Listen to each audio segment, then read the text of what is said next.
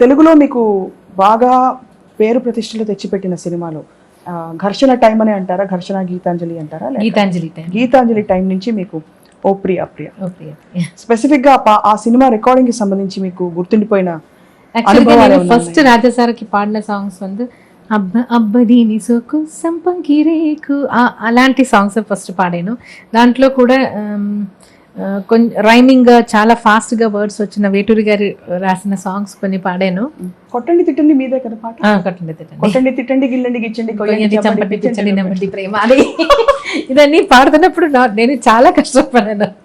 So ఎవరైనా వచ్చి చెప్పించేవారా మీకు దగ్గరుండి ఇలా ప్రొనౌన్స్ చేయాలి? పాడుతున్న టైంలో వేటూరి సార్ రాసిస్తారు, తర్వాత పాడుతున్న టైంలో ఏదైనా కరెక్షన్స్ ఉంటే బాలు సార్ నేర్పిస్తారు.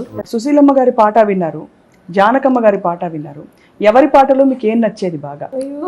నేనేం చెప్పాలి నాకు తెలియదు. ఫాదర్ మదర్ లాగానే ఎవరి మీద ఎక్కువ ఫాదర్ లో ఏం నచ్చింది, మదర్ లో ఏం నచ్చింది? అన్ని నచ్చింది. అన్ని నచ్చాయా? సుశీలమ్మ వాయిస్, దానితో words clarity plus melody, Janaki గారి ఎక్స్ప్రెషన్. పాటలు పాడుతున్న సమయంలో బాగా మీరు రైజింగ్ లో ఉన్నప్పుడు ఈ సాహిత్యం నేను పాడను అని అనుకున్న సందర్భాలు ఉన్నాయా? నాకు డబుల్ మీనింగ్ ఎలాంటిది వస్తే నాకు అర్థం కాలేదు, అర్థం అవ్వదు. తమిళ్లో ఒకసారి చెప్పాను, అది కూడా తర్వాత రాజా సార్ నాకు అడ్వైస్ చేశారు ఎలా చెప్పకూడదు.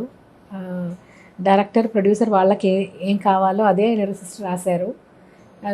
మీ జాబ్ ఏంటంటే మీ గొంతులో అది జనాల మధ్యలో అది పంపించేయాలి అని, ఆ పని మాత్రం చూసుకోవని.